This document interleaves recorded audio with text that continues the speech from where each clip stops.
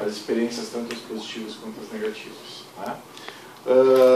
Como acho que é de conhecimento de todos, o GESAM está no processo de revigoramento e a gente tem feito encontros, né?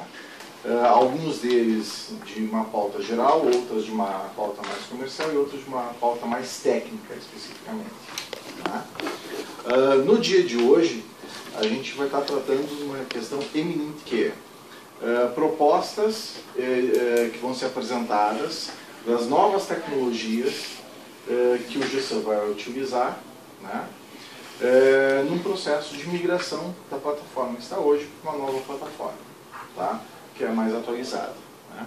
Então, a conversa hoje vai ser tanto quanto técnica, talvez seja pesada para quem não esteja tão familiarizado à área de tecnologia, né?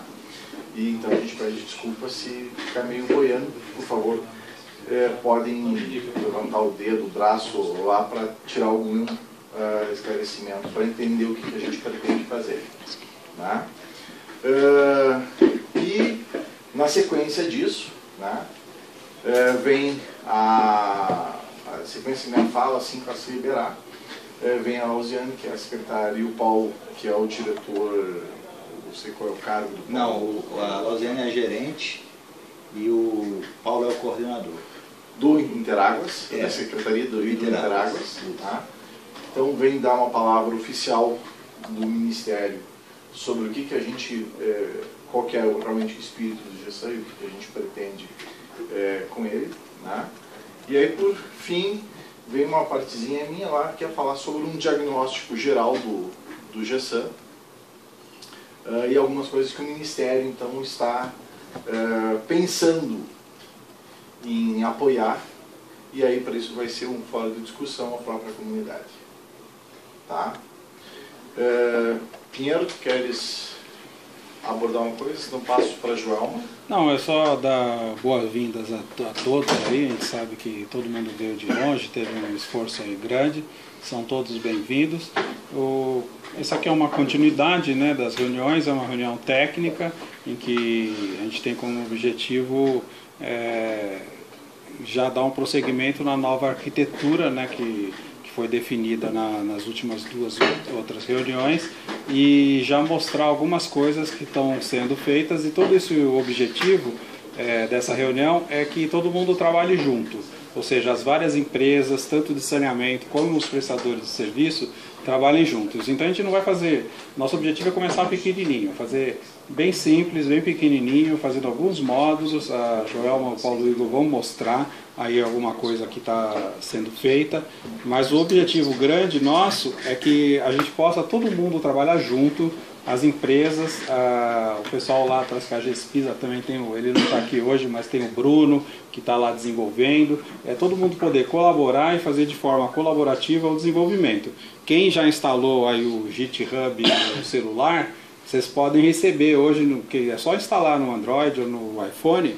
Se vocês instalarem o GitHub e colocar GESAM, a palavra GESAM, vocês vão recebendo, assim, cada 6 horas, vocês vão vendo as postagens, dá para comentar no celular o que está acontecendo. Então o objetivo nosso, a gente não vai mudar o GESAM da noite para o dia, porque é muita coisa que tem que ser feita, mas ensaiar aí com todo mundo como que é um trabalho colaborativo e usando essas novas tecnologias que a gente aprovou aí nas 2 últimas reuniões. A nova tecnologia não quer dizer que ela é fixa e rígida, né? Bom dia, sejam bem-vindos. Não é nada, não quer dizer que foi até uma pergunta da Procenge na última reunião online, não é nada que é fixo e rígido, tudo pode mudar. E a gente quer que as pessoas, as empresas de saneamento, os prestadores de serviço, eles sugiram essas mudanças, porque o objetivo é a gente juntar e todo mundo construir junto, aí uma coisa junta, tá? Eu tive uma oportunidade de estar vendo essas tecnologias que o Paulo Igor, principalmente, ele está falando lá com o pessoal técnico lá da COSAMPA, com o pessoal deles lá, e ela está muito antenada com o que tem hoje que o mundo inteiro está falando. Então hoje, por exemplo, o problema que a gente tem no código de GESAM, a forma que a gente vai ter que melhorar, não é um problema do GESAN, é um problema do mundo todo. O mundo todo está cheio de código, né, aí, de que foi feito de uma forma mais anterior, com linguagens mais antigas, e aí o mundo todo quer melhorar isso daí. E aí como que o pessoal está fazendo? Existem aí uns papas, né, o tio Bob, uns outros ainda que eu não conheço, que está todo mundo ouvindo eles. E eles estão falando soluções, são muito legais, assim, é um negócio bastante, eu estou gostando bastante de ver isso. E então o intuito é a gente se antenar, se ligar com o que o pessoal está falando aí fora e seguir nosso trabalho aqui de forma colaborativa. Eu vou passar aí para o Joel, para o Paulo. Bom dia. Obrigado. Acho que tem só o pessoal de Sorocaba que não me conhece, né? Eu sou Joelma, da Fundação de Amparo e Desenvolvimento da Pesquisa da Universidade Federal do Pará. E somos nós que fazemos a manutenção e a evolução do GESAN para a COSAMPA, que é a Companhia de Saneamento do Pará. Infelizmente, por causa dessas questões políticas, né, que houve mudança, não houve mudança do governo, mas há mudança na presidência, nas diretorias. Então, o representante que sempre nos acompanha não pôde vir. O presidente disse que nesse momento ele estava nos enviando para representar a COSAMPA, apesar de sermos nós os fornecedores deles, em função dessas mudanças, mas que na próxima reunião eles estariam presentes. E o que o Pinheiro e o Arthur não falaram é que a reunião está sendo gravada e hoje, neste caso, transmitida já direto lá para eles estarem acompanhando junto conosco. E eu gostaria de dizer que eu espero que não seja uma reunião tão técnica, na verdade, uma reunião para os usuários do GESAN, não tanto para os desenvolvedores, porque nós já vemos fazendo essa reunião há 6, 7 meses, discutindo problemas, né, que era o que vocês estavam falando, questão de uso, de problemas de faturamento, problemas de cálculo, problema de travamento e por aí vai, que todos nós estamos enfrentando, e o GESAN já está desenvolvido em torno de 10 anos, e os problemas são difíceis de serem suplantados. Então, em função disso, e também em função de reuniões que houve no Ministério do Planejamento, que as nossas reuniões estavam acontecendo lá antes de virem para cá, era por que fazer um software público, um software livre, se cada um estava se desenvolvendo independentemente. Então, a gente tinha versões do GESAN por companhia ou por fornecedores, e não tínhamos a integração dessas companhias discutindo negócio, discutindo soluções de problemas comuns, discutindo a evolução do produto. Não, as companhias estavam agindo de forma independente, cada um tomando conta do seu problema. E quando o objetivo, ao lançar um software público, era exatamente o contrário, que os recursos fossem compartilhados, que o esforço de uma companhia fosse reaproveitado em outra companhia, que os problemas pudessem ser discutidos em conjuntos, uma vez que elas não são concorrentes entre si. Então não existe, esse aqui é o meu negócio, não existe isso. O GESAN veio para ser o sistema comercial das companhias de saneamento de forma colaborativa. E não vinha acontecendo. Eu fiquei surpresa em algumas reuniões que eu fui no Ministério, que não era só o GESAN, eram quase todos os softwares públicos. Era uma doença da forma de usar o software público. E nós, em conjunto, então, com o Ministério do Planejamento, começamos a tentar uma estratégia para mudar no GESAN, que é o que nos interessa hoje, para ele ser um modelo de colaboração que os outros pudessem seguir ou que os outros pudessem dizer, olha, este fato foi ruim para o GESAN, então também não vou fazer aqui no E-Cidades, não vou fazer os outros softwares que estão disponíveis lá. E assim nós começamos. Então, começamos primeiro dizendo os problemas que as companhias tinham que enfrentar e entender que os seus contratos de fornecedores têm que ser compartilhados, que esses códigos têm que ser compartilhados, que existe a necessidade das companhias conversarem entre si. Por isso o comitê gestor, que é o que a gente está se reunindo aqui. É aberto a todos, tem que vir todos, fornecedores, companhias, pessoas que estão querendo saber se aderem ou não aderem ao GESAN ou outros, tem que estar aqui para estar ouvindo e colocando suas experiências. Então, a partir daí, a gente colocou que um dos principais problemas que hoje a gente enfrenta no GESAN é a sua defasagem tecnológica, porque muitas soluções não podem ser aplicadas em função de como ele foi desenvolvido e hoje como a gente tem para mantê-los. Nós temos um equipamento suficiente, eu diria, até muito mais do que é necessário para o GESAN, mas ele não consegue aumentar a velocidade de processamento, ele não consegue aumentar a velocidade de respostas. E a gente foi lá estudando e viu que, apesar do equipamento ser multiprocessado, ter diversas situações, a GESAM não consegue, pela sua tecnologia, aproveitar os recursos do equipamento. Então, que comprar mais equipamento, aumentar o processamento, não ia resolver. Temos que resolver no software. Então, a partir daí, houve uma série de discussões sobre que arquitetura aplicar, quais são os principais módulos que a gente precisa trabalhar, como trabalhar em conjunto. E aí nós chegamos aqui hoje, deixa eu só abrir a pauta aqui para dizer para vocês, que nós tivemos uma conversa sobre arquitetura que já foi apresentado à comunidade e foi aprovado, e aí, como diz o Pinheiro agora, é uma arquitetura proposta que começa a ser desenvolvida e a partir do momento que os desenvolvedores puserem a mão nela, vão encontrar situações ou que a arquitetura não está atendendo e que ela precisa ser expandida, ou que determinada ferramenta não serve e é melhor substituir pela outra. E aí é apresentado, é discutido e substituído. Mas, a princípio, a arquitetura do sistema já foi aprovada.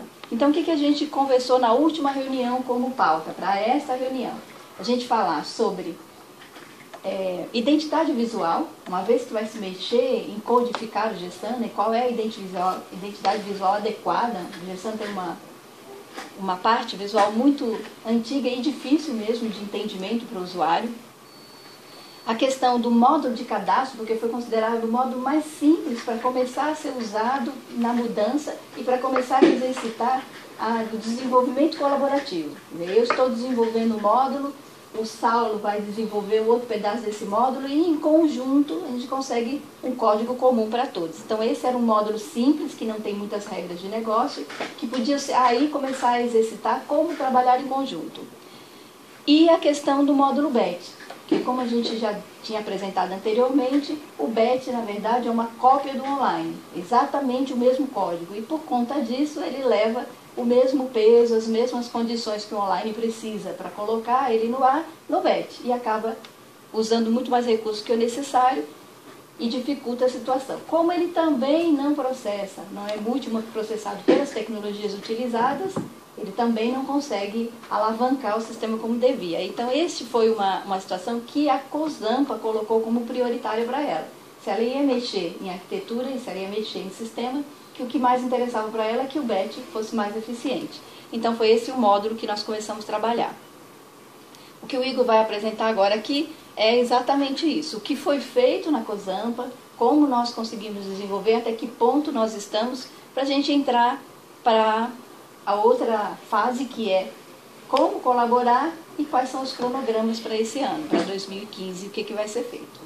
E, ao final, a gente gostaria de apresentar o novo portal da comunidade GESAM, que é esse novo que está para sair aí desde junho, né? Está com a data de entrada, que lá ele usa outras ferramentas de colaboração, que o portal atual não usa.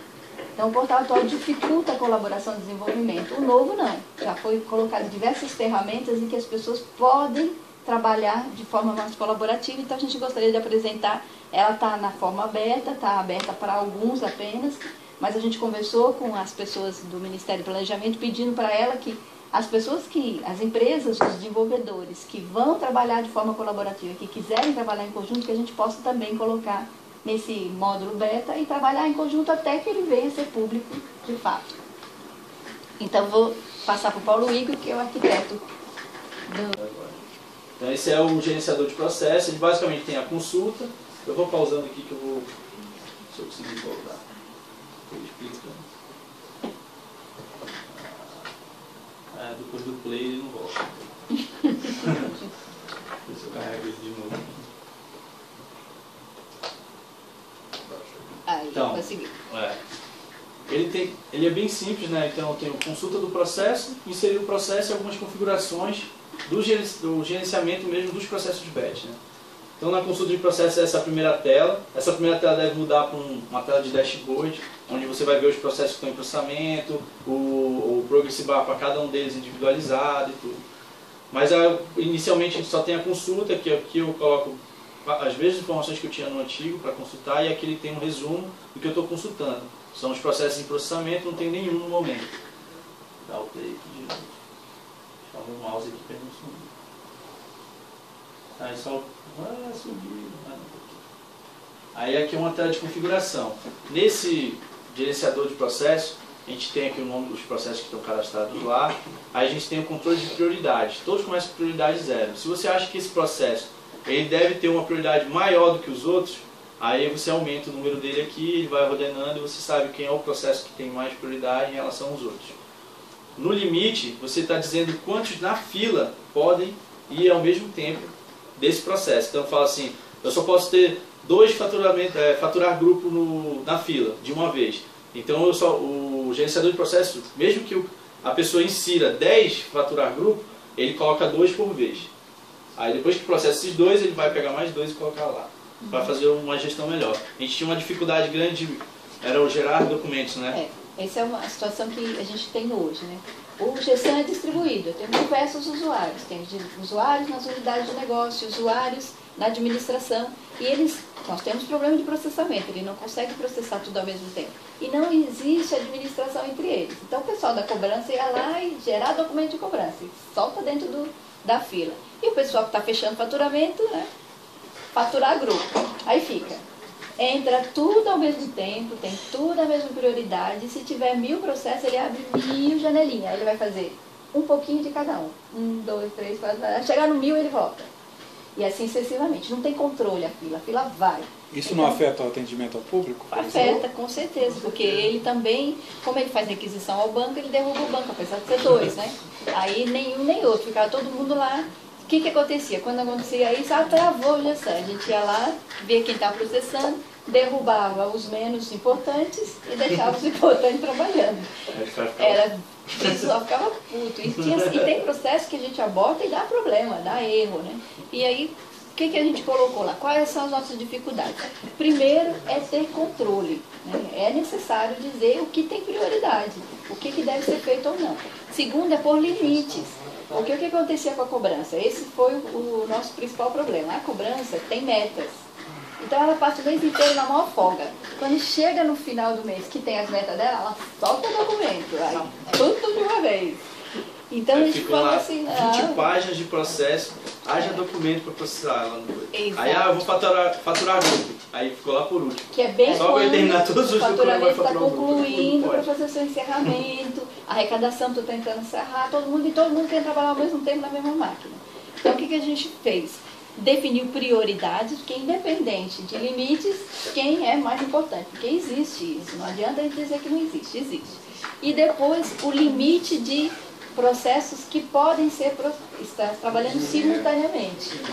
Então, se a cobrança colocar 20 processos e a gente disser que ela só pode ter 5, ela coloca 20, 5 entra na fila para processar e os outros 15 ficam esperando. Quando o primeiro sai, o outro entra. E assim ele vai controlando. E se tiver um faturar grupo que entrou e ele tem prioridade maior, aí ele vai analisar qual é o próximo. O próximo é o faturar grupo.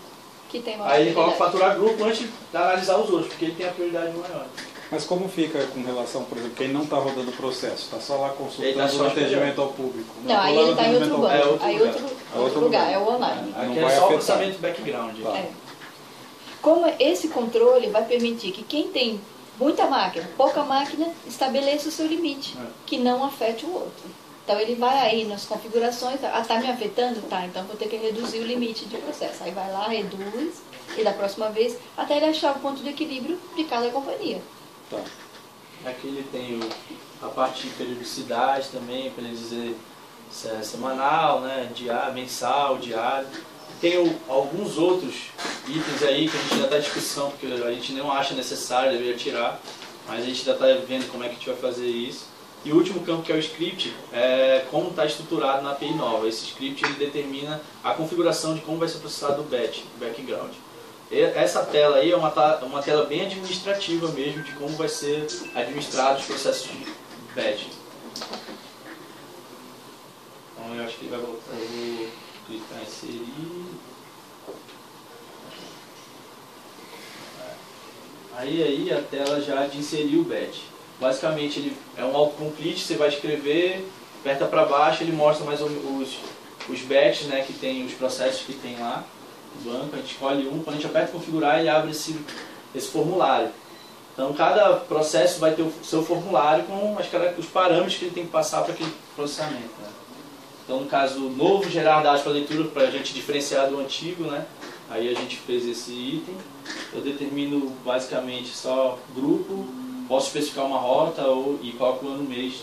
E posso agendar. Posso agendar também, que é uma funcionalidade que tem no GC antigo, mas se eu não me engano não funciona, né, hoje. Aí você pode agendar, eu quero colocar esse aqui para rodar só na sexta-feira, tal horário. A gente tem alguns, por exemplo, atualização cadastral.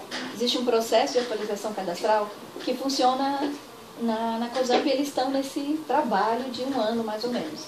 Então, diariamente, as empresas que estão fazendo cadastro enviam através da internet o recadastramento, entra numa área temporária que o usuário responsável por aquele setor vai avaliar se aceita aquela informação ou não. Então tem um comparativo que veio da rua com o que está no sistema, e ele vai lá e diz, olha, ok, atualiza, ok, atualiza.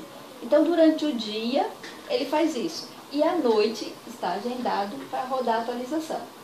Então à noite eu pego aquilo que ele confirmou que pode atualizar no banco e bato com as regras para ver se eu posso atualizar hoje. Porque, por exemplo, eu fui a campo e disse que um imóvel que era antes hidrometrado, agora está sem hidrômetro. Um exemplo de uma atualização cadastral. Só que este imóvel está em rota de faturamento. Significa que alguém já saiu a campo para ler o hidrômetro desse imóvel. Eu não posso agora ir lá no cadastro e dizer que ele não tem. Eu tenho que esperar o faturamento voltar, aí vai dar a informação que hidrômetro não encontrado, cai na normalidade, segue o faturamento comum, e quando ele sair desse processo de faturamento, eu atualizo. Então esse é um tipo de processo que a gente faz agendamento. Ele roda na madrugada após todas as atualizações. Não pode correr tudo que aconteceu. Então, esse horário eu já atualizei o faturamento, eu já fiz isso, já fiz aquilo, aí eu vou testar se pode ou não atualizar. Pode, atualiza. Não pode, espera para o próximo dia. No próximo dia ele faz a mesma verificação e assim sucessivamente. Aí aqui eu tenho a tela com as informações gerais do processo. Essa é como se fosse aquela tela que a gente clica no processo que está lá no GC antigo, e aí aparece a telinha, né, com a informação das funcionalidades, que no antigo eles chamam, né? Um processo pode ter várias funcionalidades, aí vai cumprindo cada uma das funcionalidades. Aqui eu tenho as informações gerais do processo, os parâmetros que foram enviados a ele, no caso foi o ID do grupo de faturamento, as rotas que ele vai processar, o ano mês de faturamento, aí tem a barra de progresso, posso cancelar, posso voltar. Aí outra diferença que a gente colocou aí foi o processamento do log e a barra de progresso em real time, né? A pessoa não precisa ficar clicando no atualizar. Ele já vai fazendo o load de acordo com o progresso do processo. Então o processo vai andando, aí esse aqui vai andando, o log de execução vai aparecendo, esse log é controlado por a gente. Aí aqui é interessante, que a gente colocou para mostrar mesmo, o real processamento multithread. Cada execution ID desse aqui é uma thread. Aí a gente programou para ele abrir 2 threads por vez. Então ele abriu a 27 e a 28. Quando tem um fim de processamento, da 29, ele já está na 29 aqui, início de processamento, ele vai dando fim em uma e já vai abrindo mais uma thread. Então sempre ficam 2 threads em paralelo. Isso é uma configuração XML que eu posso dizer. A minha máquina é poderosa, eu vou colocar 5 threads para esse processamento. E ele vai executar 5 rotas de uma vez. Tantos imóveis de uma vez. Só substitui a palavra thread. A thread, imaginem uma rodovia, certo? A rodovia tem 2 mãos. Ela tem 2 threads. Eu posso percorrer 2 carros de uma vez, certo? Quando eu pego uma rodovia que eu tenho 5 mãos, eu tenho 5 threads. Eu posso colocar 5 carros de uma vez passando. É assim que funciona. Hoje no GSAN a gente tem lá os processamentos dos batch, mas geralmente ele só usa uma thread, porque eu não tenho muito o controle da multithread. Aqui a gente consegue configurar realmente como é que quantos carros eu vou colocar para processar ao mesmo tempo. Essa é a diferença. E aí ele vai andando, vai caminhando aqui, e a gente vai acompanhando o log. Esse log lá, na hora de programar o batch, o usuário pode dizer pra gente, eu quero ver no log, quando ele terminar o imóvel tal, que informação de conta deu, que não sei o que. E a gente vai colocar lá no código para mostrar esse tipo de informação para o usuário. Então essa info que está aqui é mais para a gente programador, né, do que para o usuário. Mas a ideia é que fique legível para o usuário olhar e conseguir identificar as informações que estão sendo processadas. Certo? Esse é o GSAN Batch. E aí tem a parte de desenvolvimento de projetos open source, que as ferramentas que a gente está utilizando, né? E era uma das coisas que estavam na pauta para a gente começar a discutir como vai fazer a colaboração. Hoje esses repositórios todos desses projetos que a gente tem feito são todos abertos e ficam lá no GitHub. Qualquer pessoa pode baixar, a pessoa pode instalar, pode mandar alterações. Hoje a gente tem um usuário que manda alterações para a gente, que é o Juliano. Ele ele tem um fork, né? O fork é uma cópia do repositório. Dentro do ambiente do GitHub ele tem uma cópia exata. E toda alteração que a gente pega, que a gente faz aqui, ele sincroniza no repositório dele. E quando ele tem alterações, ele manda a alteração para a gente analisar e incorporar no código aqui. Que é o que a gente chama de pull request, né? Ele faz uma requisição de um pull, que é a gente recuperar as alterações dele. O GitHub foi o modelo que o Ministério do Planejamento adotou para a nova plataforma de desenvolvimento, que é aquilo que a gente tinha falado. No caso, lá vai ser o Git... lá é o GitLab. GitLab, que é um modelo de Colaboração. eu não diria de colaboração, porque o que acontece lá? É um repositório de código. Hoje, o que acontece com o GSAM? O GSAM tem o código da COSAMPA, que está no Git, que está disponível, tem o código do IPAD, que está no servidor do IPAD e nos clientes do IPAD, tem o código da Procend, que está no servidor da Procend e dos clientes da Procend. Então, o que eles fizeram? Falaram assim, olha, o código não tem que estar com ninguém, o código tem que estar aqui, na nuvem. Esse GitLab que eles estão colocando, estão definindo ainda onde é que vai ficar esses servidores. A última vez que eles me participaram isso seria no CERN. Era lá que ia estar, e todo mundo que está trabalhando está atualizando online lá, e não na sua própria máquina, não no seu próprio lugar. Aí quando ele fala um fork, quer dizer, eu faço uma cópia para a minha máquina, porque nem sempre eu vou estar online na internet, trabalho com ela, e dentro dessa ferramenta, o que eu fiz de alteração aqui, ele comunica lá. Então fica um trabalho mais transparente, fica um trabalho que aí dá para fazer colaboração. Porque como é que a gente vai colaborar se eu não sei o que está acontecendo na Procend e a Procend não sabe o que está acontecendo com o GSAM? Toda vez que a gente mexeu em algum processo do GSAM, a gente mexeu pensando o seguinte, eu tenho que manter o que ele faz, mesmo que a COSAMPA não use. Porque a COSAMPA não usa não significa que outra companhia não esteja usando. E fazer o que eu uso de forma mais parametrizada possível para que o meu parâmetro, a minha definição, não seja a mesma limitação da próxima companhia. Como é o caso dos threads, como é o caso de outras coisas que a gente colocou aí. O que não tem parâmetro passa a ter para que o código fique mais limpo e a forma de trabalho seja tranquila. Eu não preciso ligar para alguém e dizer, olha, me passa aí o módulo tal, me dê aí essa alteração que você fez para Beltrano e Ciclano. Está lá. Eu posso fazer uma cópia e trabalhar com ela e devolver melhorias. Isso a gente, logo quando a gente publicou o início no Git, foi a primeira coisa que aconteceu. Uma pessoa fora do país entrou e falou assim, olha, isso aqui está escrito errado. Era um erro de português. Ele foi lá e devolveu. Isso é que interessa, né? Não interessa se a pessoa está usando muito, está investindo muito, interessa que os problemas possam ser avisados, porque eu posso estar com problema de faturamento que eu nem sei. Está lá calculando errado e eu não percebi. Mas uma outra empresa que tem um outro tipo de trabalho avaliou e viu que está errado. Então, se ela viu que está errado, comunicou, alguém corrige. E isso é o que todo mundo quer, né? Que o código seja o mais correto possível, que os cálculos estejam corretos, que não dê erro. Mas quem verifica na primeira semana a gente colocou o GitHub, a pessoa pode falar que o cálculo está errado. Na mesma semana ele mandou um aí ele request. manda dizendo o que está alterado. Vamos supor que é o desenvolvedor. É aqui, ó. Essa é a tela aí. Ó. Ele fez um pull request pra gente, ó. Ele exigiu um magic. A gente colocou na mesma semana essa dish, o login dele, né, o usuário dele. Aí ele mandou, corrigindo, né, essa palavra que estava com o TH ao contrário. Em uma das telas, um HTML lá que estava ao contrário. Aí ele pegou e mandou. Tem 5 lugares que está escrito errado essa palavra. Aí ok, aí ele mandou a correção. Aí eu fiz a análise do código que ele mandou para ver se tinha alteração, tinha quebrado alguma coisa. Óbvio que não quebrou nada, né? Na verdade quebrou porque... Como estava escrito errado, ele estava ignorando isso no HTML. Quando ele corrigiu, aí a tela ficou esticadona assim. Aí eu só corrigi a quantidade de width dele, peguei a alteração dele, coloquei de volta no parâmetro, mas agora usando a palavra corretamente, fiz o merge para o código e fechei a issue, que está tudo resolvido. Fechei aqui, ele recebe até o comentário dizendo que já fechou, aí eu mandei agradecendo para ele, aí ele sem problemas e pronto, acabou. E isso ele não tem nem nada a ver com GSAM, esse cara. E isso eu posso acompanhar aqui na internet, no meu desktop ou no celular. Foi o caso dele, ele respondeu pelo BlackBerry. Ele foi pelo BlackBerry. Então, é essa a grande vantagem de ser um software livre, público, né? Não tem que ter código escondido, ao contrário. E no portal tem um vídeo explicando o que é o Git. Já tem lá, não sei se alguns já viram, Tem 90 Olha acessos a já. contribuição do Juliano. Ele fez o fork e mandou várias atualizações. A gente não teve nem tempo ainda de analisar todas as atualizações que ele mandou. E esse Juliano trabalha com GSAM? Esse trabalha com GSAM.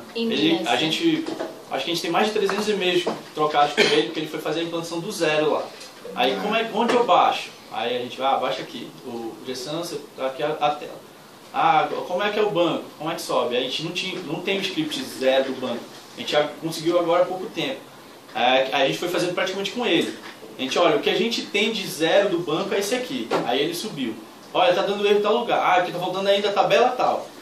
Tá dando erro em tal lugar. Então tá faltando informação tal. Aí a gente ia atualizando no script e mandando para ele. E aí, até que ele conseguiu subir, aí ele começou a interagir no GSAM. Aí ele foi achando erro em relatório, aí ele manda. Aí ele atualizou a biblioteca do iReport de Jasper.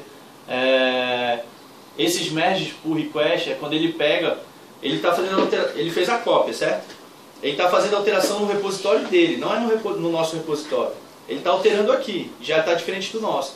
E o nosso também está alterando aqui. Quando ele quer sincronizar, pegar as alterações, né, as atualizações que a gente tem, ele faz o merge do que a gente tem aqui para o repositório dele.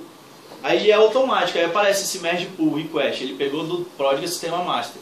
Então alterações que a gente fez na master, ele pegou para dele de volta. A nossa master é a branch estável, certo? Toda vez que a gente lança uma versão, a gente atualiza a branch master. E aí ele vai atualizando, ele foi atualizando aqui as atualizações que a gente ia fazendo, e ele ia fazendo outras atualizações, atualização de documentação, atualização de esquemas.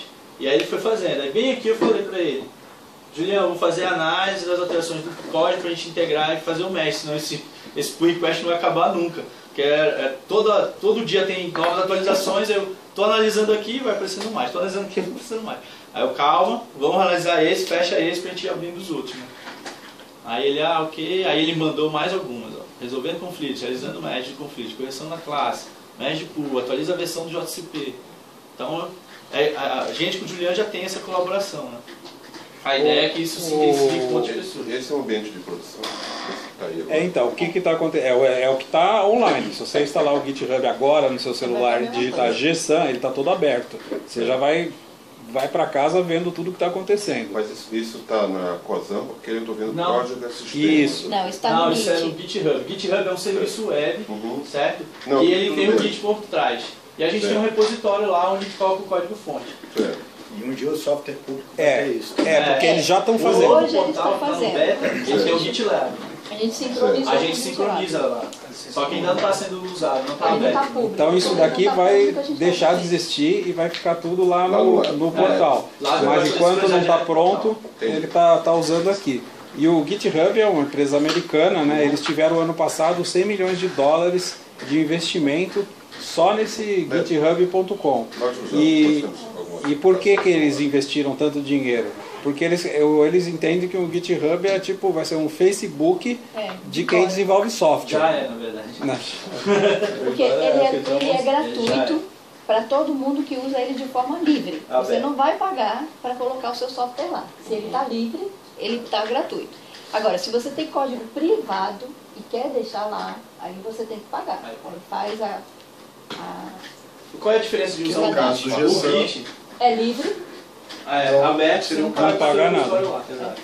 O Git ele é um sistema de controle de versão distribuído. Então eu tenho o meu repositório na minha máquina, tenho o repositório que está no GitHub e tenho o software público. Toda vez que eu mando as minhas alterações para o GitHub, para as outras pessoas se sincronizarem, eu vou poder fazer a mesma coisa com o software público. Eu posso ter 100 repositórios copiados e eu vou mandando a alteração para onde eu quiser. Eu posso mandar a alteração direto para uma máquina. A Joelma está programando comigo, eu quero mandar só alteração para ela. Consigo mandar a alteração só para ela. Ele é um modelo distribuído, é diferente do SVN, que a maior parte usa. Né? O SVN era do portal antigo. O SVN é centralizado. Você só consegue compartilhar com os outros o código mandando para esse repositório centralizado. Então ele tem essa diferença também.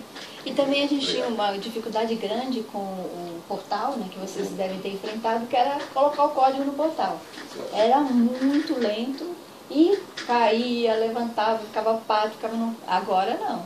Dessa mesma maneira, e é isso que eles estão tentando resolver com o Serpro, é ter disponibilidade para receber, porque você está resolvendo o seu problema, você não pode esperar alguma coisa ficar no ar, né? É. Aquelas versões que o Julião vai sincronizando, ele vai acompanhando aqui no wiki, né? A gente pede para ele sempre ficar olhando nessa página versões GSAM, Toda vez que a gente atualiza a nossa master com a versão estável, a gente publica aqui na Wiki dizendo o que a gente fez naquela versão. Que alterações foram feitas naquela versão? No dia 17/12 a gente fez uma correção e uma melhoria. No dia 9/1 a gente fez correção. E a gente tenta ficar o mais frequente possível nessas alterações, né? Para sempre manter todo mundo sincronizado.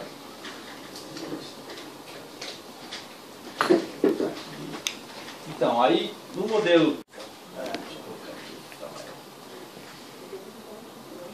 Esse modelo do Bill Weinberg, ele trabalha no laboratório de open source. É uma fotografia meio antiga, de 2006, mas ela ainda representa bastante assim, a realidade, tá? E ela, apesar de um monte de setinha aí, ela é bastante simples. A gente tem duas camadas aqui, que é a camada da comunidade e a camada de usuários, que é a parte amarela. Dentro do modelo open source isso é entrelaçado, certo? Então como é que funciona? Os usuários, que é essas caixinhas verdes, eles vão demandando features, né? Novas funcionalidades, alterações, melhorias, vão sempre requisitando novas coisas para o sistema. Isso tem que entrar dentro de um local onde sejam analisadas essas features, essas requisições, para que a comunidade que desenvolve esse sistema consiga absorver e saber o que ela vai absorver primeiro. Porque cada um vai ter uma demanda, certo? Só que aí, e aí, qual é que a gente vai pegar primeiro? Todo mundo tem as suas urgências, né? E aí, quando a gente pega essas demandas que foram escolhidas para serem desenvolvidas para a próxima versão, vamos supor. Então isso é projetado, implementado. Esses patches aqui são feitos pela comunidade. O que são os patches? Enquanto um núcleo, um grupo está preocupado em evoluir o GSAM para uma nova plataforma, novas features, alguma coisa do tipo, tem os usuários, né, que estão ainda mantendo suas versões nas suas companhias, onde quer que seja. E eles vão verificando problemas, algumas melhorias, e eles não precisam esperar o sistema sair na outra versão para mandar suas correções. Então eles mandam os patches. Então ele manda uma correção, enquanto está no desenvolvimento eu consigo incorporando essas correções, não preciso esperar. E isso vai entrando no ciclo de essa perninha aqui da implementação, que é o teste e a integração. Se a gente não tiver isso, dificilmente a gente consegue manter um projeto open source, que é ter uma boa cobertura de teste. Por quê? Como a gente recebe alterações de muitos desenvolvedores, várias alterações, e a gente, para garantir que não está quebrando nenhum pedaço do sistema, sendo um sistema muito grande, é difícil se a gente não tiver testes automatizados. Não dá para a gente colocar várias pessoas fazendo teste manual o tempo todo lá, toda vez que recebe uma requisição de mudança. Então é extremamente importante que a gente tenha essa perninha muito consistente e bem. Esses novos módulos que a gente mostrou para vocês, todos a gente trabalha com testes automatizados. A gente faz os testes de integração deles todos, tem os testes automatizados, toda vez que vai rodar, colocar novas features, a gente executa os testes para verificar se está tudo passando, está tudo ok. O passo que a gente tem é de sempre aumentar a cobertura, que é o quê? Por onde esse teste está passando, a gente tem que garantir que ele passe pela maior quantidade de código possível, né? Aí aqui a outra perna é a perna de implantação. São as pessoas que estão implantando aquele sistema e dando a manutenção. E isso é um ciclo que volta lá novas features, a manutenção vai demandar novos patches, ou novas correções, ou novas features, e isso vai interagindo. E aí tem sempre o trabalho da comunidade e sempre o trabalho dos usuários, né, que requisitam ali novas features, e a comunidade que vai dando suporte para aquela ferramenta, tecnologia. Não só o suporte técnico, mas como parte de negócio, como correções de bug, como melhorias, evolução tecnológica e etc. Paulo, por gentileza, quando você fala agente, é um centralizador, Não, a gente é todos que participam do GSAM. Quando para você gerar, por exemplo, quem implementa o teste pode ser qualquer um? Qualquer pessoa pode implementar o teste. Certo. Só que assim, como é que acontece numa comunidade open source? Nem todo mundo tem acesso direto ao repositório central. Certo? Aí geralmente a gente chama de core team, que são pessoas que são selecionadas, que têm uma expertise maior em cima do sistema. Para assumir aquele módulo, aquele bloco. Para ele ficar responsável por revisar os códigos. É isso que eu ia te falar. Não é para assumir. Não é para assumir. Quando ele fala poucas pessoas têm acesso ao master, seguinte, poucas pessoas podem alterar a versão direto, master, que é aquela versão que está disponível para os usuários. Certo. Então tem um grupo que está lá assumindo o master. Por exemplo, o Julian enviou. Quer dizer, ele fez o desenvolvimento, ele fez a cobertura de teste, ele fez toda a parte dele e enviou. Então, este grupo avalia se o teste dele está testando, se o software está funcionando, se está dentro do que foi especificado para Esse ser feito. grupo da comunidade. Da comunidade, isso. E aí fala, não, absorve na master que isso vai fazer parte. Aí integra. Integra. Então, o E desenvolvimento... o papel também do core time é orientar. Ele vai lá, faltou os testes. Aí você vai repassar para ele que ele faça esses testes. E não vai implementar os testes para ele. Para ter a cultura que todos que desenvolvem tenham a mesma preocupação com a qualidade do sistema. Então você retorna para ele, você fez o pull request. Aí eu verifiquei lá, não tem os testes. Ou está faltando algum teste de alguma parte, alguma coisa. Aí eu repasso para você. Olha, faltaram os testes de tal lugar e tal. Se precisar de ajuda, avisa. Aí volta. Que nem eu fiz com o Juliano, respondendo para ele que eu ia fazer a revisão. Aí volta, a gente fica até a gente ter a consistência, foi avaliado, o código está bem estruturado, tudo, é incorporado. Tanto que nesse mês a Microsoft anunciou, né, que ela liberou um open código source open source e ela jogou para a comunidade testar. Quer dizer, ela já está começando a perceber que quando ela joga para o mundo inteiro testar um software que ela não lançou ainda, que ela tem um ganho de escala. Não é só os funcionários que ela está pagando, mas ela tem gente de graça trabalhando e desenvolvendo para ela. Né? Então a gente tem que ter várias políticas quando a gente abre o sistema para trabalhar dessa forma, né? Tem que ter a questão do core team, tem que ter as preocupações com a qualidade do sistema, tem ferramentas para dar suporte, como ambiente de integração contínua, e os testes têm que estar bem alinhados com isso, porque como é um ambiente de integração contínua, toda vez que eu atualizar a master, esse ambiente automaticamente ele vai gerar a build, vai rodar os testes, verificar se está tudo ok e vai validar aquela minha build, aquela versão. Eu não vou precisar fazer isso manualmente o tempo todo, né? Então, quando eu verifico que a versão está toda ok, o build foi fechado, beleza, uma parte já foi finalizada. Só preciso analisar agora a qualidade do código, se está escrito tudo legal, se dá para melhorar o código ou não. Então, tem que ter vários suportes aí para a gente conseguir estruturar esse projeto para um projeto open source de fato. Obrigado. E é isso. Eles vão até aqui. Quer tirar na tela? Eu já terminei. Não pode deixar. Deixa aí. Bom, então, pessoal, como vocês viram, né, a gente está num processo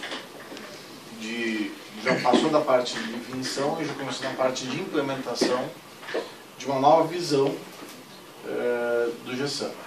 Tá? E aí a gente está focado, né, já adiantando uma parte do final, de como a gente consegue fazer mais, ou avançar mais no GSAM com cada vez menos recurso, né? O recurso no sentido financeiro da prestação. Para isso a gente precisa de recurso humano. Né? Então uma das coisas a qual o Ministério julga extremamente importante é promover, junto ao IPAD, a Procenge e as próprias empresas de saneamento, porque nós consideramos que isso é uma expertise que também tem que ficar na empresa de saneamento, disponibilizar recursos para fazer parte da migração dessa plataforma. Tá? Então isso é uma coisa que é importante e que o Ministério vai buscar promover em cada uma das empresas, tanto prestadoras de serviço como de saneamento, com uma diretriz a ser adotada. Né? E aí a gente vai estar focando esses esforços dentro dessa metodologia e aí focando aí junto no trabalho que o pessoal está fazendo na COSAMPA para fazer o gerenciamento do que vai ser feito das funcionalidades. Tá? E aí, aos pouquinhos a gente vai conversando com cada uma das empresas, vai ver como é que pode contribuir. Olha só, louvável a ação da COSAMPA, que, como as outras empresas que também desenvolvem, também estão na mesma linha, certo? Ou seja, todos estão buscando evoluir. Nós do IPAD Consenso, a gente também está nessa linha, certo? E a iniciativa da COSAMPA, tá certo? Assim, é quase como uma coisa, a gente vê como uma coisa isolada, foi uma ação que foi trabalhada lá dentro, como a nossa também tem sido uma ação isolada. Tá certo? A abordagem que foi feita aí foi até bem simples, tá certo? Em cima de um módulo bastante simples, tá certo? E que tratando alguns aspectos simples, que na realidade não são, tá certo? Dificuldade no desenvolvimento compartilhado. A gente sabe que é bastante complexo, você mesmo participou do desenvolvimento do GESAM e sabe das dificuldades que nós tivemos de colaboração, não no sentido de que as pessoas não quisessem, né? Mas no sentido de como fazer.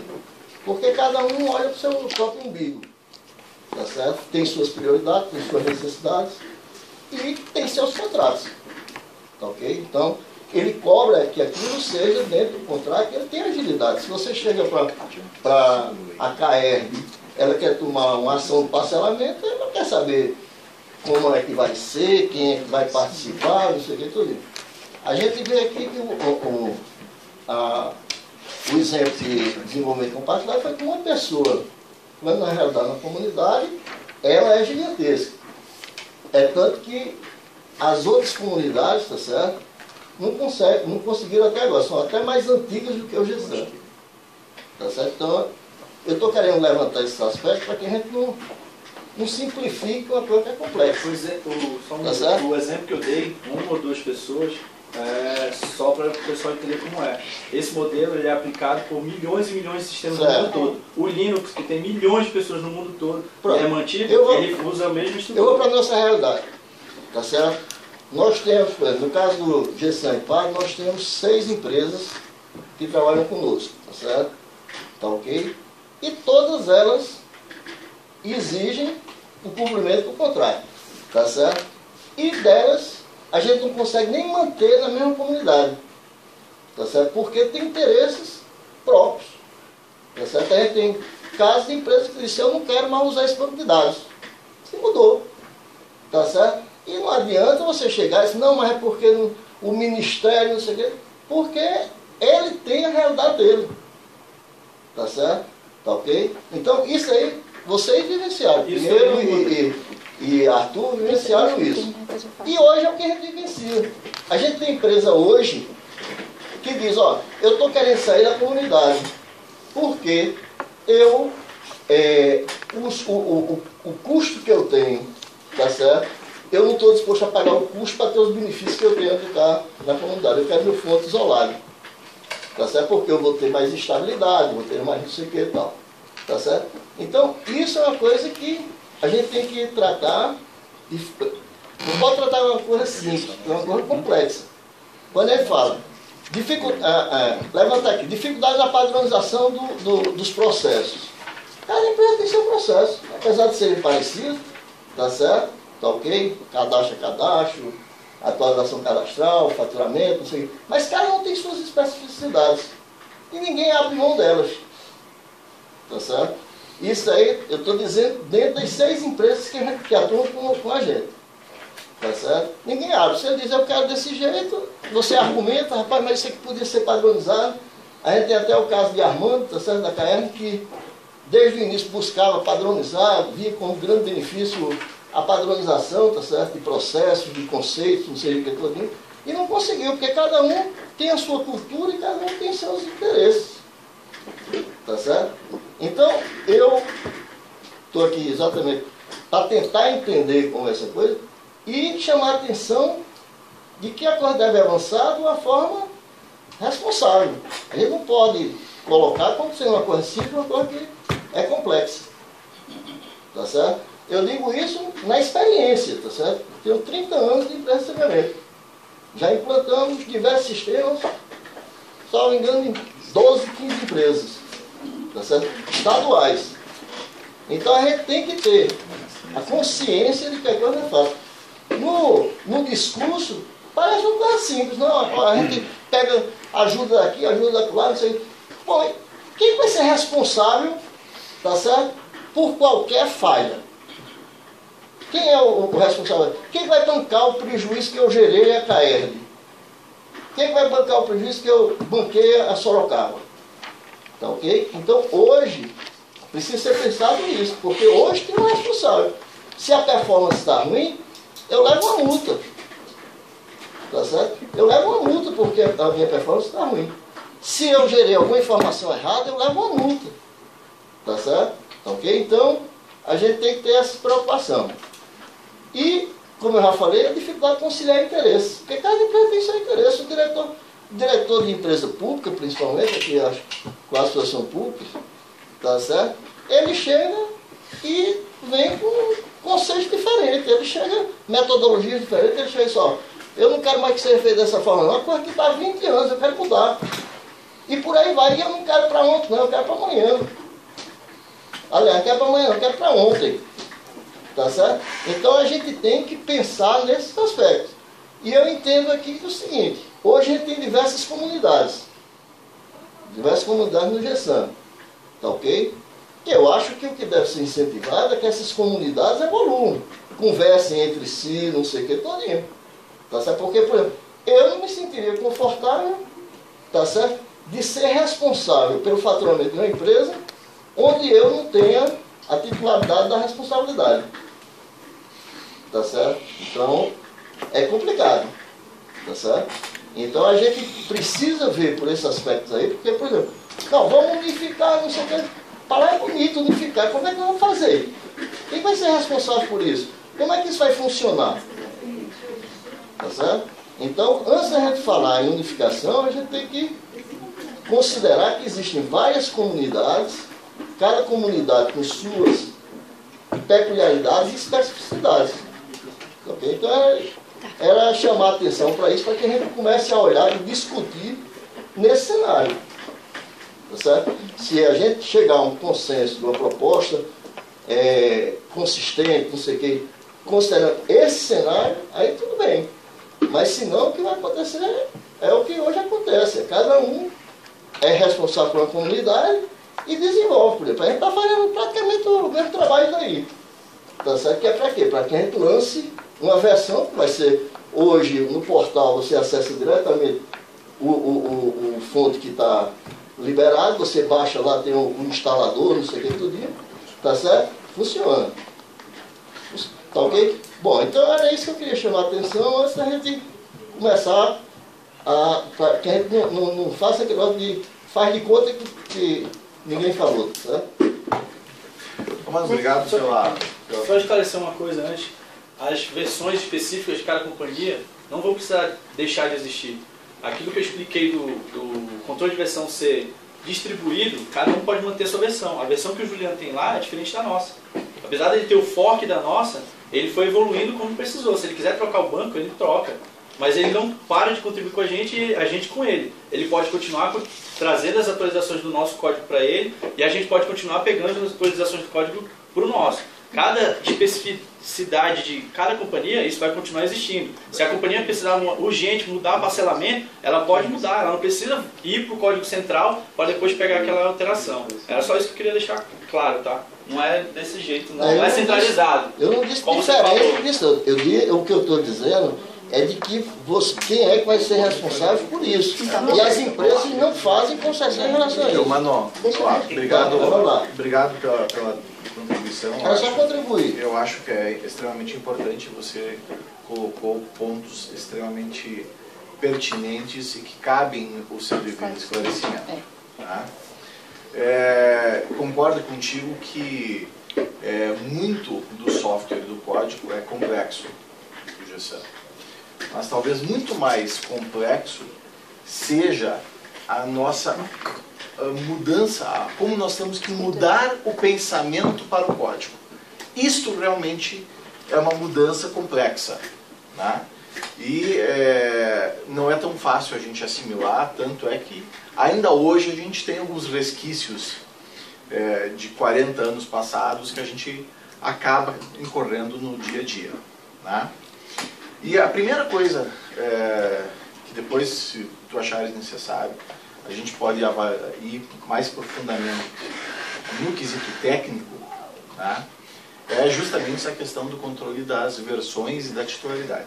As empresas, elas de saneamento, primeiro, elas podem contratar uma empresa para fazer a gestão do seu código. E elas também podem solicitar que essa empresa, porque não podem, elas devem solicitar para essa empresa, que esse código esteja disponível, né, aonde que ela bem desejar, seja no portal, seja lá, mas ela tem que tornar disponível, né, segundo a legislação pertinente do software. Nesse sentido, comunidade não é e nunca foi um sinônimo de engessamento de uma solução. Logo, se ele não é um engessamento, quer dizer que você, enquanto prestador de serviço, ou a empresa que está prestando o serviço, ela é responsável pelo código a qual ela está fornecendo. Perfeito. Ponto. Bom, E para ela se tornar responsável, ela sim tem a autoridade de ter aquele software, desde que compartilhado. Certo? Então, no teu caso, você vai ter não só, ou tu vai ter um fork, por exemplo, o IPAD, apenas como exemplo, tá? Desse fork desse IPAD, você vai ter outras 6 realidades, ou quantas realidades tu achar que você deve ter para sentir tranquilo com os teus clientes. Né? Mas se tu for pensar, quanto menos tu tiver desses forks, melhor vai ser para ti. Né? Porque aí tu vai controlar só a exceção da exceção que aquele presidente quis fazer. Há 10 anos atrás, a gente tinha algumas limitações, até de ordem técnica, não só culturais. Né? Mas, como tudo, em 10 anos se evoluiu. Né? O GSAN não foi, em 2005, quando foi lançado, uma ferramenta ruim. Nunca foi. Mas de 10 anos para cá, muita coisa evoluiu. E talvez essa parte tecnológica ele não tenha conseguido evoluir na mesma velocidade. Né? Se essa é uma constatação, a gente também tem que levantar que o gerenciamento do código também pode evoluir para o paradigma que era a ideia do software. Né? E aí você vai poder ter o teu cenário, né? Criando as tuas especificações, fazendo o código que você vai compartilhar ou que tu não vai compartilhar por alguma situação, que depois a gente vai analisar, né? E isso vai poder ou não ser atualizado, utilizado por outra empresa. Tá? O que vai acontecer é que o código central, que é o master, pode ser que não seja um código do IPAD. O IPAD tem um contrato dele que vai ter os códigos dele e a responsabilidade dele. O código master seja de alguém que está centralizando a contribuição de todo mundo e incorporando numa outra ferramenta GSAN. Veja só, o livre, tá certo? É exatamente você tomar decisões livres, tá certo? Com liberdade. Por exemplo, a gente está numa comunidade que é a GSAN. Se eu, por acaso, chego, tá certo? E começo a compartilhar, tá certo? Mais assiduamente com alguém, tá certo? Tá ok? Cada um tem sua política, tá certo? Tá ok? Essa questão de você tentar centralizar, isso aí é que eu acho que é um caminho que não vai conseguir, tá certo? Mas você está incorrendo novamente. Não estou incorrendo. Você mesmo acabou de dizer, você mesmo acabou de dizer que teria um core, tá certo? Talvez que seria feita uma gestão, tá certo? Que não seria das empresas que contribuem, tá certo? E que ele seria gerido de forma diferenciada. Ou eu estou colocando palavras na sua boca? Não, eu acho que você está dando uma interpretação. Eu estou procurando entender. Eu acho que seria extremamente importante Deixa eu o falar entendimento. Talvez para ficar por isso mesmo. mais simples. A primeira coisa era a seguinte: nossa iniciativa não foi individual e nem foi sozinha. Isso foi uma coisa que foi construída junto aos ministérios e junto às empresas de saneamento. Hoje, quem está mexendo no código é apenas a nossa equipe, por conta de situações que essas empresas estão enfrentando para se organizar, e até por isso mesmo que a gente trouxe um modelo e mostrar que é possível, para que elas possam, através dos seus fornecedores, fazer o trabalho de colaboração. E a gente vem discutindo, essa aqui é a terceira, não é nem a primeira, nem a segunda, é a terceira reunião, e na primeira reunião se foi apresentado a proposta e o que a gente queria fazer, que era a retomada do comitê, que é formado pelos usuários do GSAN. Esses têm que estar aqui no comitê. Os seus fornecedores, etc., são muito bem-vindos, colaboram, né? Mas a palavra é deles, eles têm que ser colocados aqui, as necessidades da comunidade, porque não pode existir diversas, né? É uma comunidade e elas são diferentes, né? Uma coisa que a gente veio trabalhando no GESAN desde que nós começamos, é que o GESAN não é o software da COSAMPA, não é o software da Compesa, é o software do Ministério. E é difícil realmente. Muitas vezes o diretor chega assim, mas sou eu que estou pagando. Eu falei, mas você pagou e aderiu a um processo que você tem que se submeter. Você pode fazer o que você acha importante, como a gente fez no módulo operacional. Disponibilizamos, porque eu falei para ele, a gente está desenvolvendo com recursos de vocês, mas é disponibilizado. E o módulo operacional está com a cara que a COSAMPA quis dar. Está disponível lá. Se a gente tivesse trabalhado com uma outra companhia à época, poderia ter a cara da COSAMPA e dessa outra, dessa necessidade, que poderia ser colocado.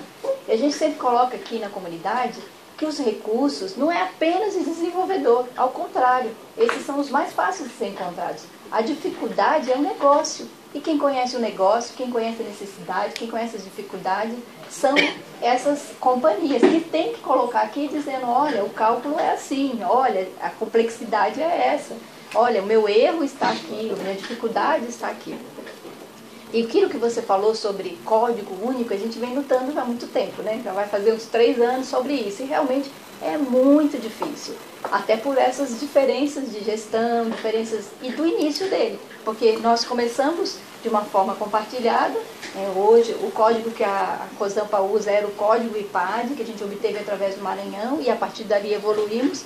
E os códigos estão cada um numa ilha, porque nós não tivemos condições de nos unir. O que precisa? Precisa que as alterações sejam discutidas, ou seja, pelo menos colocadas, e que alguém possa colaborar. Teve situações em que eu entrei para resolver alguns problemas. O Ministério precisa fazer valer essa função. Esse é o papel do Ministério no processo. Por outro lado, a gente não pode deixar de valorizar as iniciativas que estão sendo desenvolvidas por meio desta comunidade, que, repito, é uma única comunidade, tá? Não são várias comunidades, que vem aí por meio da Pródiga, né? Com a COSAMPA, FADESP, desenvolvendo aí um trabalho fantástico. De fato, eles compreenderam qual é o objetivo e qual é a função de um software livre e público. Porque o software livre, ele não é um software que eu posso fazer o que quiser, quando quiser, como quiser, e pegar isso para mim e dizer, olha, eu sou dono disso aqui me pertence, e eu disponibilizo se eu quiser. Não, não é essa a função. Você até tem o direito de fazer isso, mas não é essa a função, não é esse o papel do software livre e do software público. No software livre e no software público, se nós não tivermos esse processo que está acontecendo agora, é muito pequeno isso que o Paulo mostrou, diante do desafio que se tem dentro do GESAN. O GESAN é muito maior do que isso, o GESAN é infinitamente maior do que isso. Agora, como que nós vamos conseguir evoluir e como que nós vamos conseguir aplicar? E aí não é uma mudança de cultura, é uma cultura de mudança, entendeu? Se a gente não começa de alguma forma. Nós aqui no Ministério temos plena certeza, lá no planejamento da mesma forma, e eu acho, e a gente bate na tecla em todas as reuniões que nós participamos, que nós não entendemos ainda qual é a grande sacada do software livre e público. Você tem os seus contratos com as suas empresas, vocês têm as suas responsabilidades, e eu ressalto que o que eles estão fazendo aqui não é nada irresponsável, pelo contrário, é louvável e de extrema responsabilidade, porque tudo que eles fazem, eles estão disponibilizando, então está para todo mundo avaliar e criticar e questionar, então é de extrema responsabilidade, porque e é de muita coragem para colocar a cara a tapa, né? Então assim, é extremamente louvável, eu parabenizo a iniciativa, mas enquanto nós tivermos a visão de que o software que eu desenvolvo na minha empresa, as evoluções que eu desenvolvo na minha empresa, elas me pertencem e eu não preciso disponibilizá-las ou eu não preciso compartilhá-las, eu acho que a gente não vai conseguir evoluir, e muito menos as empresas, porque assim, muita coisa do que vocês desenvolvem, e aí eu vou falar assim mais especificamente para vocês dois, muita coisa do que vocês desenvolvem, que vocês aportam lá um mundo de dinheiro, um mundo de recurso humano, um mundo de investimentos para fazer, se isso tivesse de alguma forma disponibilizado, com certeza você evoluiria muito mais, gastaria muito menos, e eu tenho certeza absoluta de que vocês continuariam com os seus clientes da mesma forma que vocês os têm, com um custo muito menor, com a colaboração das pessoas. E assim, eu não estou dizendo aqui que vocês não deveriam e que vocês não poderiam continuar trabalhando com as suas evoluções e de vocês terem como a gente fala no jargão, o pulo do gato, vocês terem algo que diferencie o trabalho de vocês para atrair mercado, para atrair clientes. Nada contra isso, normal, tranquilo. Mas eu acho que na essência, naquilo que se tem de comum, entendeu? Eu acho que isso deveria ser disponibilizado, isso deveria ser partilhado, esse conhecimento deveria estar disponível para todo mundo. Porque se nós não fizermos isso, eu tenho certeza, cada vez mais vão aumentar as dificuldades de vocês no mercado, porque vocês não vão dar conta de atender aos clientes de vocês da maneira que precisa.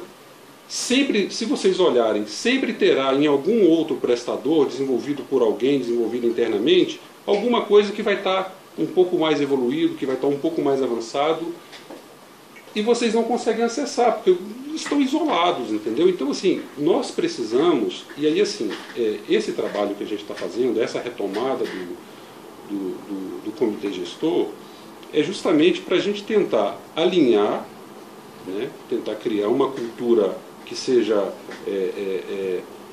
partilhada por todos, e que a gente entenda de uma vez por todas que se nós não colaborarmos, se não tiver esse espírito de colaboração, e aí ele pode ser em maior escala, ele pode ser em menor escala, mas ele precisa acontecer de alguma forma, até para que a gente possa experimentar, porque assim, se eu não conheço, se eu não experimento, se eu não vivencio, como que eu posso falar que aquilo não é bom, que aquilo não me serve, que aquilo não me atende? Então, assim, hoje eu agradeço muito a presença de vocês, do IPAD, da Procenge, o Salvo, né, que também é de uma empresa que também desenvolve, que também está, né, que é da LogPro, que está disponibilizando o sistema para vários usuários já também. Ele tem um foco diferenciado, que ele atua com prestadores de serviços menores, mas é o nicho de mercado dele, é o foco que ele escolheu para atuar. Para que vocês pudessem estar mais presentes, né? Porque assim, desses processos, dessas reuniões, a gente vai aqui ao longo da caminhada, porque assim, o Ministério quer construir uma solução, mas o Ministério não quer ser arbitrário a ponto de chegar e impor alguma solução ou alguma situação para que isso seja empurrado goela abaixo. A gente quer construir com vocês. Então, quanto mais vocês puderem participar e quanto mais vocês puderem estar próximos desse processo, é importante e é salutar para todo mundo. Entendeu? Os prestadores de serviços, os representantes das companhias, cada vez a gente tem novos prestadores, cada vez a gente tem novos membros, as pessoas estão percebendo a importância. E a gente vai estar fazendo um trabalho de corpo a corpo com cada uma das companhias. A gente vai visitar cada uma delas, nós vamos conhecer a realidade, aliás, a gente já está fazendo isso. A gente está tentando entender como é que está o sistema hoje funcionando, qual o grau de satisfação com a empresa que presta serviço, e decorrente dessas visitas, decorrente desse levantamento, a gente vai ter que intervir de alguma forma. Em algum momento o Ministério vai ter que, junto com o Ministério do Planejamento, vai ter que intervir, porque assim, a gente percebe que em alguns lugares a situação está muito delicada, né? Tem muitas empresas insatisfeitas. Então, assim, conforme eu falei, embora nós não sejamos o dono do sistema, porque o sistema é de todos, mas nós somos responsáveis por esse processo. E nós precisamos, e nós estamos assumindo esse papel de responsável, tentando minimamente coordenar esse processo e dar um direcionamento. Então, para finalizar, e aí agradecendo também o trabalho do Pinheiro e do Arthur, que tem aí buscado, tem um contrato conosco, que tem buscado aí entender essa situação, fazer esse levantamento, compreender como é que está essa realidade. A gente entende que a melhor forma da gente encontrar uma solução e de construir um caminho que possa ser benéfico para todo mundo é de forma colaborativa. Né? Todo mundo participando, é todo mundo se ajudando, é todo mundo se mostrando, entendeu? A gente não quer aqui que ninguém perca seus clientes, que ninguém perca com isso seu mercado, seu nicho de mercado, né? Não é isso. E se tem problema, se tem alguma dificuldade, como é que a gente pode ajudar? Como é que a gente pode facilitar para que as coisas esses problemas sejam minimizados, entendeu? E a gente quer assumir um papel de moderação nesse processo e de regulação. É isso que a gente tem buscado entender primeiro, para que junto com o Ministério do Planejamento a gente possa entrar nesse processo. E a gente pode atuar nele de várias formas, mas a forma como nós queremos é também nesse modelo de colaboração, é também nesse modelo de participação, onde todos tenham voz ativa, onde todos possam contribuir, onde todos possam participar. Então, assim, aí eu posso te dizer, aí eu vou dizer para você, porque você fez a sua intervenção, a sua manifestação, que assim, você tem razão num monte de coisas que você colocou, mas você não tem razão de colocar que, quando você tentou, na minha visão, desculpa se eu estou sendo indelicado, desqualificar o trabalho do grupo, ou isso que vem sendo feito desde que o trabalho foi iniciado, porque assim, pode não parecer muito, pode não ser muita coisa, mas tem muita gente se esforçando, né, tem muita energia colocada, tem muita boa vontade colocada, para que as coisas continuem acontecendo, e a gente quer que isso aconteça sistematicamente daqui para frente. Você me permite só? Permito, tá? Mas só para finalizar. E aí, assim, com isso eu já finalizo e já deixo a palavra contigo. Então, assim, por favor, daqui para frente, não deixe de participar ou não deixe de encaminhar um representante para que vocês também tenham ciência do que está acontecendo e depois, em algum momento, porque assim, sempre terão pessoas das companhias que vocês prestam serviços participando. E em algum momento isso poderá, sei lá, eu não sei o que poderá surgir das discussões e das resoluções tomadas em grupo, entendeu? Então, é bom para que vocês também tenham ciência, para que vocês também possam acompanhar e conhecer as ações que estão sendo definidas e os assuntos que estão sendo tratados. Então, obrigado a vocês pela participação e obrigado a cada um de vocês. Tá?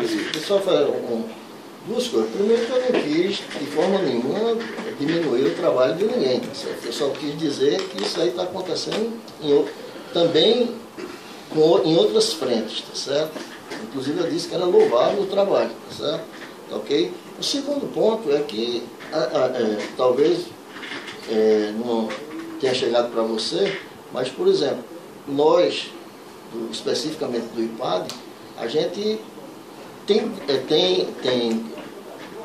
liberado o acesso, tá certo? Porque para a comunidade tem lá um instalador com um sitezinho com nós todinho, para que a pessoa entre e pegue a última versão. Por que a gente adotou isso aí? Porque a gente era cobrado por publicar as versões, que no caso, antigamente, somente a gente publicava, tá certo? Mesmo assim era cobrado porque não estava publicando a mais recente. E a gente tinha dificuldade porque no comitê gestor não tinha ninguém que pudesse pegar essas informações e publicar. Então, para a gente não ser cobrado, a gente foi assim, vamos abrir o acesso aqui, vamos colocar um instalador e tal. Tudo isso que passou que não estava funcionando, se não tiver eu posso até corrigir. Mas ontem mesmo eu tive a preocupação de verificar se estava funcionando. Tá ok? Então isso aí é uma correção. A questão da colaboração, Tá certo? Um outro aspecto que eu queria, por exemplo, na última reunião que teve, inclusive na Compesa, eu até liguei para Pinheiro, tá certo? Porque surgiram alguns fatos que assim, que a gente estranhou. De ir nas empresas, tá certo? Dizendo que a gente estava junto nisso, não sei o que, não sei o que. A gente não tinha participado ainda de nenhuma reunião, tá certo? Que era um profissional ou outro, tá certo? Mas que não era a palavra do negócio. Então isso aí, inclusive liguei para Pinheiro e disse, ó, eu desautorizo você estar usando o nome do IPAD, dizendo que a gente está participando disso aí, porque a gente não sabe nem o que é, por isso que eu vim hoje, para saber como é que estava isso aí, para poder entender, para poder verificar. Tá certo? Então, na realidade, a gente colabora, a gente participa, tá certo? Do GESAM, a gente publica, tá certo? E interage, tá certo? Com algumas pessoas a gente tem mais dificuldade, lógico, tá certo? Tá certo? Mas era somente essa correção que eu queria fazer, mas vamos seguir adiante. Perfeito. Se a gente já tá com essa visão, com esse pensamento, então talvez seja importante que a gente possa fazer isso por meio do portal. Porque aí eu acho que, de alguma forma, facilitaria o objetivo, essa visão. Né? O objetivo, eu acredito, aqui hoje, foi mostrar isso aí, porque é uma coisa bem pequenininha. E o objetivo, conforme a última reunião, as últimas reuniões, a gente sempre falou, não, vamos fazer uma coisa bem pequenininha, mas o que a gente quer fazer é com todo mundo junto. Então é bem simplesinho, é bem pequeno, porque o objetivo não é fazer aqui tudo novo. Pode demorar 5 anos isso, não sei quanto tempo. A gente nem acho que avaliou quanto tempo vai demorar isso. Mas o objetivo não é fazer um negócio pequeno, mas aí pegam poucas horas de cada empresa que tem programadores e analistas e eles vão dedicar pouco tempo, porque não é para também demandar muito tempo de todo mundo.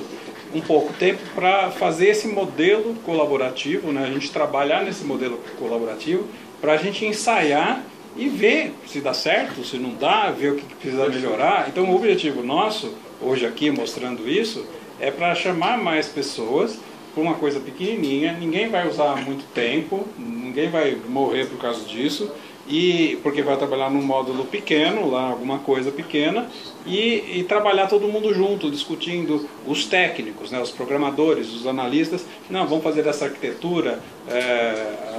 A Procenge até na última reunião online sugeriu, não, gostaria de pensar um pouco mais, então a gente quer ouvir. A Procenge, se tem alguma ideia nova de arquitetura, a gente quer ouvir, mas assim, bem pequeno, porque a gente acredita que se fizer bem pequenininho e todo mundo começar, os técnicos começarem a conversar e afinar isso daí, o negócio pode começar a dar certo e aí pode diminuir o uso de recursos de cada empresa. Então eu posso pegar um programador, porque o fato, né, se a gente for ver, o fato assim, é que pelo menos o que deu para perceber é que é difícil uma única empresa sozinha ela tocar o GESAM.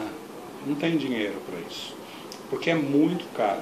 É muito caro. Quando a tecnologia muda, fica muito caro eu pegar e mudar tudo, entendeu? Precisa investir milhões. E aí quem que vai pagar isso? Eu tenho que apresentar isso para o cliente às vezes já pagou muito e vai ter que pagar mais ainda. Então o objetivo é a gente ir trabalhando junto e diminuir esses custos, porque tem um compartilhamento.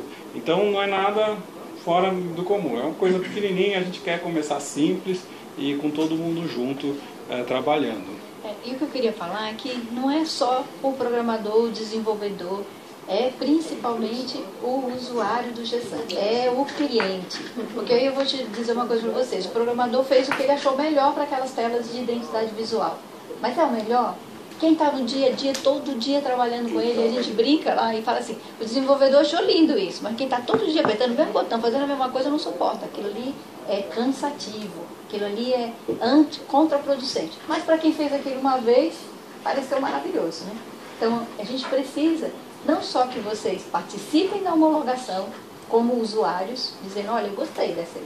Eu posso mudar a cor, eu posso fazer isso aqui atendeu, resolveu meu problema, meu usuário, se fosse assim ficava mais fácil, como também vocês possam colocar necessidades, porque quando a gente discutiu isso com a COSAMPA, para apresentar para ela o que ia fazer, ela falou, mas vocês vão fazer só o que existe? Eu falei, não, a gente pode fazer o que não existe no modelo novo e já ir incorporando conforme o tempo, priorizando o que já existe e levando. Então a mesma coisa acontece com vocês. São necessidades que hoje o GESAN não atende, que é atendido por uma planilha, que é atendido por um controle externo, que poderiam estar aí. Um exemplo disso que a gente está fazendo de novo, que não existe no GESAN na versão que nós estamos, é a integração com o cadastro do IBGE. A gente tem lá o código do IBGE, mas o cadastro que vem do IBGE não é importado para dentro do GESAN e, consequentemente, não participa dos relatórios, das estatísticas, dos comparativos, da população atendida, coberta, etc. Então, no cadastro aqui que nós estamos mexendo, a gente já incluiu a importação das informações do IBGE, para que possa participar dos outros relatórios. Então, a gente precisa que a comunidade trabalhe nesse sentido, não apenas... Olha, uma proposta que eu trouxe aqui para fazer, que é para a Compesa, que na última reunião do comitê a gente discutiu questão de performance, né, dificuldade com performance, e o BET novo, a estrutura do BET novo, já resolve os problemas. O que falta? Os processos. Então a gente montou um processo de geração de rotas, né, para leitura. Então o que eu queria convidar a Compesa era para ela usar um processo dela, qualquer um, e tentar colocar nesse módulo, desenvolver, colocar nesse módulo e testar esse módulo e colocar no ar para esse processo. Nesse período dizer assim, não, eu vou pegar meu processo Compesa, que só a Compesa tem, não tem problema. Mas que já vai usar a infraestrutura do novo BET e saber se a infraestrutura do novo BET está atendendo todas as necessidades. E assim cada companhia, conforme os seus contratos, conforme a sua necessidade, e ver se é possível. Eu acho que dessa forma, cada um medindo o que pode, a gente está no começo de governo, todo mundo que trabalha em companhia estadual está sofrendo isso, mesmo quem já permaneceu com o mesmo governador, sabe que vai ter alterações, sabe que vai ter mudança. A COSAMPA teve, mudou a diretoria, mudou o diretor comercial, os diretores anteriores passaram todo o trabalho, a gente fez reunião, eles deram o aval para continuar, mas talvez alguns dos diretores de vocês não, estejam dando o aval para sair. Eu não quero mais ouvir falar de problema, eu quero uma outra solução. Então é um momento da gente estar conversando e dizendo e resolvendo os problemas críticos. Já que a mudança de plataforma permite isso, vamos atacar o que é crítico. E o que pode permanecer no GESAN antigo, fique lá até que haja tempo e recursos para isso, porque eu sei que todo mundo tem suas limitações, que é o que o Pinheiros falou. Tem uma parte do nosso trabalho que a gente começou a desenvolver, que é isso que eu pedi para o Igor dar uma entrada, era como é que nós colocamos as necessidades, como é que a gente trabalha internamente, como é que se comunica.